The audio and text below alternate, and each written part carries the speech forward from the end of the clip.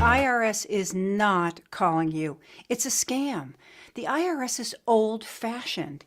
If they want to get in touch with you, they'll send you a letter. They won't email you. They won't text you. They certainly won't use social media. I'm Robin Saunders, and this is CyberSafe Seniors. Last week, the IRS warned us about a new twist on that old IRS telephone impersonation scam. In this case, the criminals are actually spoofing, and I'm going to tell you what that is in a minute, a telephone number from a legitimate part of the IRS. It's called the Taxpayer Advocate Service, and it actually is an independent company. And what they're doing is they're calling you, and what comes up on your caller ID or your text is an actual phone number that is legitimate, but there are criminals on the other side. So what's spoofing? Spoofing is a process of changing a caller ID to any number that isn't the actual number that it's coming from. And it's really easy to do.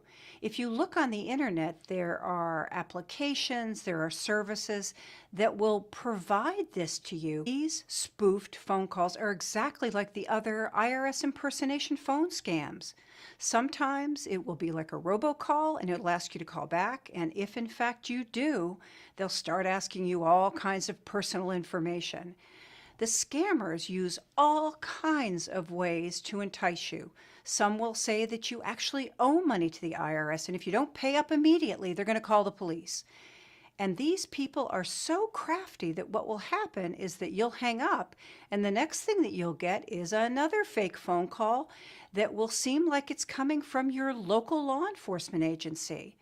They also might tell you you have a big refund coming. And in fact, in order to get that, you're going to have to provide them with some information. Don't do it. It's all a scam. These scammers can be really mean and abusive. That's part of their tactics. And they'll try to intimidate you. These scammers will use fake names. They may have fake IRS badge numbers.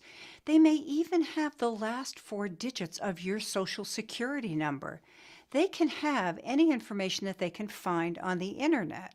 So be really, really careful. They're so crafty that they may even send you a bogus email as a follow-up after the phone call so that you think that the phone call might be legitimate. There are 5 things that the IRS will never do. First, they will never call and demand payment by a specific payment method.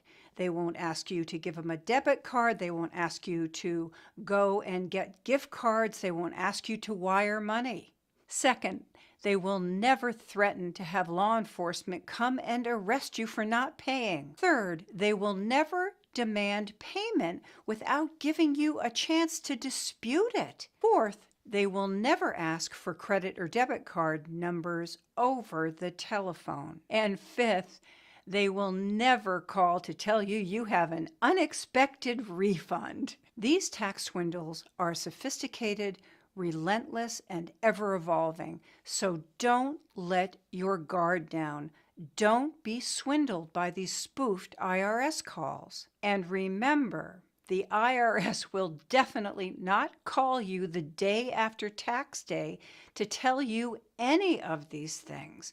But it is a prime time that scammers decide to create havoc. If you see a text or a phone call with a caller ID that looks like it's coming from the IRS, don't answer it. Be senior smart and see you in cyberspace.